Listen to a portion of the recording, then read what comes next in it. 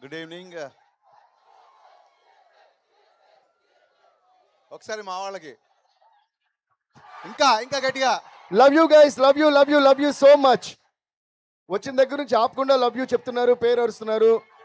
I'm so grateful to you. Love you. Yes, now over to our captain Harish గారు. Thank you.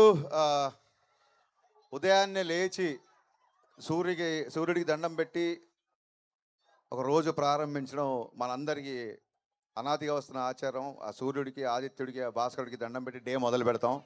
ఈ cinema promotions అంతే ఎనర్జీతో, అంతే పవిత్రంగా, అంతే ఇష్టంగా ఆదిత్య అంబియన్ నుంచి మొదలెట్టడం very very very very very happy.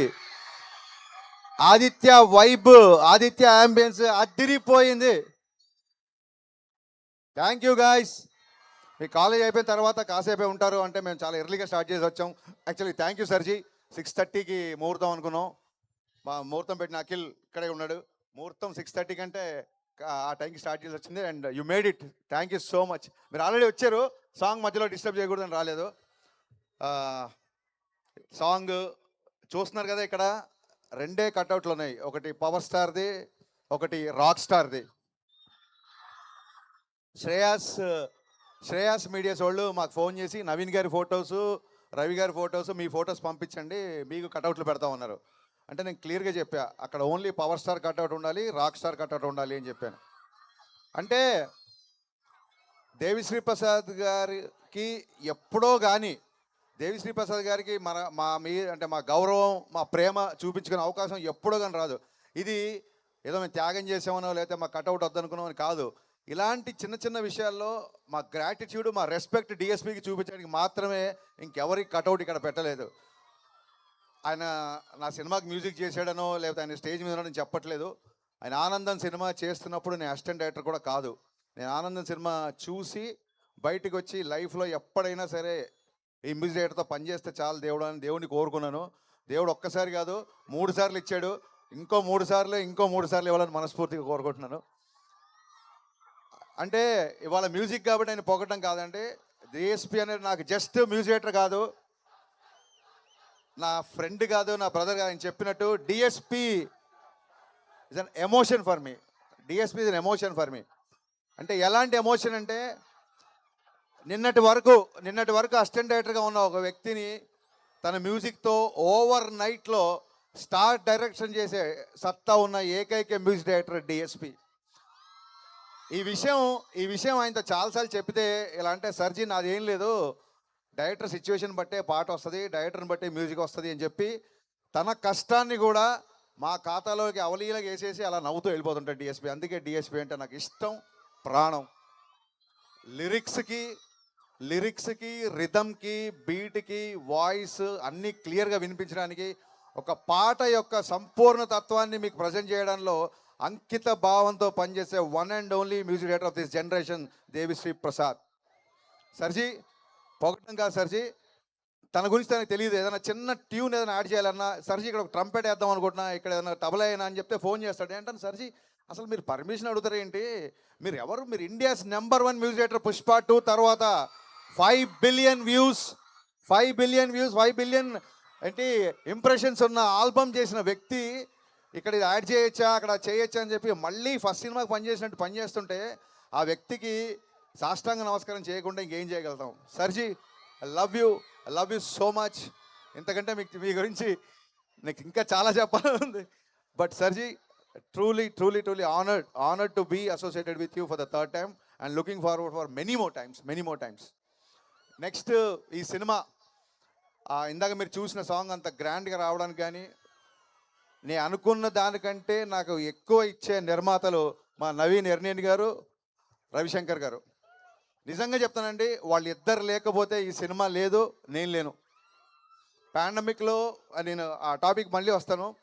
వీళ్ళిద్దరు సపోర్ట్ ఎంతగా ఉంటుందంటే, ఏదైనా చేద్దాము అంటే ఎంత అవుద్దండి అని అంటారు తప్ప అంతెందుకు అవుద్దండి అని ఏ రోజు అనలేదు. ఒక ఫ్యామిలీలో అమ్మ గారాబం చేస్తే నాన్న స్ట్రిక్ట్గా ఉంటాడు, నాన్న గారాబం చేస్తే అమ్మ స్ట్రిక్ట్గా ఉంటుంది. అప్పుడే ఆ ఫ్యామిలీ, ఆ కుటుంబం బ్యాలెన్స్గా ఉంటుంది. అలాగా నవీన్ గారు డైరెక్టర్స్ అందరినీ ప్యాంపర్ చేస్తుంటారు. మా రవి గారు ఫాదర్ లాగా చాలా స్ట్రిక్ట్గా ఉంటారు. బట్ అలాగని చెప్పి ఎవరిని వదలరు, మాతో ట్రావెల్ అవుతుంటారు. ఇవాళ ఈ ప్రోగ్రామ్ మొత్తం బ్యాక్ ఎండ్లో ఉండి అంతా ఆయన అబ్జర్వేషన్లో జరుగుతుంది. రవి గారు ఇక్కడ ఉంటే ఇంకా బాగుండేది. వాళ్ళిద్దరూ అంత బ్యాలెన్స్డ్గా ఉన్నారు కాబట్టే రంగస్థలాలు కొట్టినా, పుష్పాలు కొట్టినా ఏ రోజు ఒక మాట ఎక్కువ మాట్లాడలేదు. అలాగే 1-2 సినిమాలు డిసప్పాయింట్ చేసి ఫ్లాపులు వచ్చినా ఏ రోజు ధైర్యాన్ని కోల్పోలేదు. అంత ప్రెజెన్స్ ఆఫ్ మైండ్, అంత స్థితప్రజ్ఞత ఉంది కాబట్టే మైత్రి సంస్థ ఇవాళ ఇండియాలోనే నెంబర్ 1 ప్రొడక్షన్ హౌస్గా నిలబడింది. సార్ నవీన్ గారు, మీ బ్యానర్లో పనిచేయడం నాకే కాదు ఏ డైరెక్టర్కైనా మైత్రి మూవీస్లో పనిచేయడం అనేది ఒక ఒక వరం. ఇలాంటి ప్రొడ్యూసర్లు దొరకడం అనేది నిజంగా అదృష్టం. ఇది మనస్ఫూర్తిగా పూజ సుకృతం అని చెప్తున్నాను. ఇంత సపోర్ట్ చేసే ప్రొడ్యూసర్లను ఎప్పుడు చూడలేదు. ఎందుకు ఇంత చెప్పాల్సి వస్తుందంటే ఒక విషయం చెప్పాలి మీకు. ఇది కన్ఫెషన్ అనుకోండి లేదా క్లారిటీ అనుకోండి. బయట చాలా ఈ సినిమా మీద చాలా రకాల ఆర్టికల్స్, చాలా రకాల వెబ్సైట్ల మీద, చాలా వెబ్సైట్లలో లేదా మీడియాలో, ఎలక్ట్రిక్ ఛానల్ అన్నిట్లలో కొన్ని రూమర్లు అయితే వచ్చు, కొన్ని వాళ్ళు వాస్తవాలు అనుకుని రాసిండి అయితే చాలా జరిగినాయి. అందరు రాసిందంటే సినిమా పవన్ కళ్యాణ్ గారి వల్ల లేట్ అయింది అని చెప్పి చాలామంది రాశారు. ఇవాళ నేను ఇక్కడ ఈ ఆదిత్య కాలేజ్ వేదిక చెప్పగలుగుతున్నానండి. మళ్ళీ ఒకసారి అందరికీ క్లారిఫై చేస్తున్నా, ఈ సినిమా పవన్ కళ్యాణ్ గారి వలన ఏ మాత్రం ఆలస్యం అవ్వలేదు, అస్సలు అవ్వలేదు. ఫస్ట్ ఒక కథ అనుకున్నాం.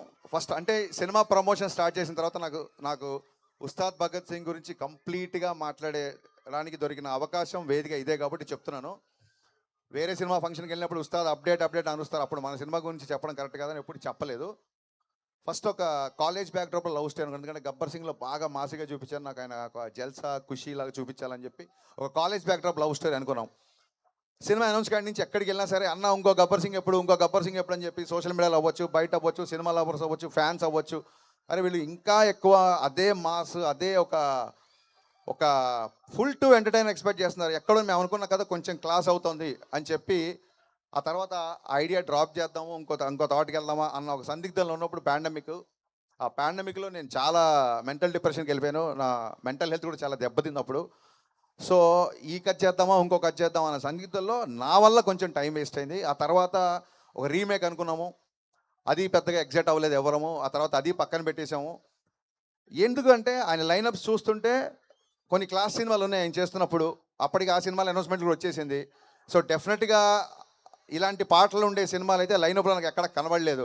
సో డెఫినెట్గా మళ్ళీ ఫ్యాన్స్ అందరూ మళ్ళీ చూసే సినిమా చేయాలి, కొంచెం లేట్ అయినా పర్లేదని చెప్పి మళ్ళీ మా టీం అందరం వర్క్ చేసి కళ్యాణ్ గారికి మళ్ళీ అనుకుని చెప్పిన తర్వాత అందరూ ఎగ్జైట్ అయిన కంటెంట్తో షూటింగ్ వెళ్ళేసరికి ప్రకృతి సహకరించి మరి గ్రహాలు తోడునే ఏంటో తెలియదు, ఇట్స్ నేచర్ తీసుకున్న టైం, అది సహజ సిద్ధంగా ఆ ప్రక్రియ ఇలా జరిగిపోయింది. ఇన్ఫ్యాక్ట్ పవన్ కళ్యాణ్ గారి వల్ల షూటింగ్ చాలా ఫాస్ట్గా అయిపోయింది.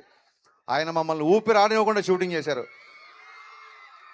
అందుకే అంత ఫాస్ట్గా షూటింగ్ అయిపోయిందని చెప్పి వీడియో రిలీజ్ చేసాం. అంటే పొద్దున్నే క్యాబినెట్ మీటింగ్కి వెళ్ళేవాళ్ళు, సరే సార్ విజయవాడకి వెళ్ళిపోయారు కదా ఇంకే వాళ్ళ షూటింగ్ ఉండదంటే రేపు వెళ్ళి వేరే ప్లాన్ చేద్దామంటే సడన్గా సార్ బయలుదేరారు, నైట్ షూట్ చేస్తారని చెప్పి సార్ వాళ్ళ టీం ఫోన్ చేసేవాళ్ళు. ఇమ్మీడియట్గా మేము నైట్ షూటింగ్ ప్లాన్ చేసేవాళ్ళం. అంటే పొద్దునంతా క్యాబినెట్ మీటింగ్ అటెండ్ అయ్యి ఆయన నైట్ ఫ్లైట్కి హైదరాబాద్ వచ్చి మళ్ళీ మార్నింగ్ 3-4 వరకు పనిచేసి జస్ట్ ఇంటికి వెళ్ళి షవర్ చేసి మళ్ళీ ఆయన మంగళగిరి వెళ్ళిపోయిన రోజులు ఉన్నాయి. కొన్నిసార్లు 18 గంటలు 20 గంటలు ఆయన పనిచేసిన సందర్భాలు ఉన్నాయి. ఈ సినిమాకి పవన్ కళ్యాణ్ గారు ప్రాణం పెట్టి పనిచేశారు. మనస్ఫూర్తిగా కళ్యాణ్ గారికి కృతజ్ఞతలు చెప్పుకుంటున్నాను. మరిన్ని విషయాలు డెఫినెట్గా ప్రీలీజ్ ఈవెంట్లో మాట్లాడుకుందాం. అండ్ మా ఫేవరెట్ లిరిసిస్ట్ భాస్కర్ పట్ల అన్నయ్య, ఇందాక దేవి గారు చెప్పినట్టు భాస్కర్ పట్ల గారితో పనిచేస్తుంటే గాల్లో తేలినట్టు ఉంటుంది, ఫుల్ బాటిల్ ఎత్తి దించకుండా తాగినట్టు ఉంటుంది, దమ్ము లాగినట్టు ఉంటుంది. అన్నయ్య మామూలుకి ఎక్కవలేదు. నేను మొన్న ట్విట్టర్లో ఇందాక ట్విట్టర్లో కూడా పెట్టా. అంటే ఆయన చెప్పినట్టు ఎవరు దిగాలుగా ఉన్నా లేచి గంతులేసి ఒక న్యూ ఫేజ్ ఆఫ్ లైఫ్లోకి ఎంటర్ అయ్యే ఒక మూమెంటం ఇచ్చే సాంగ్ ఇది. కమర్షియల్ సాంగ్ అయినప్పటికీ, డ్యాన్స్ ఉన్నప్పటికీ కళ్యాణ్ గారు ఎప్పుడు ఒకటే చెప్తుంటారు, ప్రయత్నంలో లోపం ఉండకూడదు, ఫలితం మన చేతిలో ఉండదు. ప్రయత్నంలో ఎప్పుడూ లోపం ఉండకూడదు.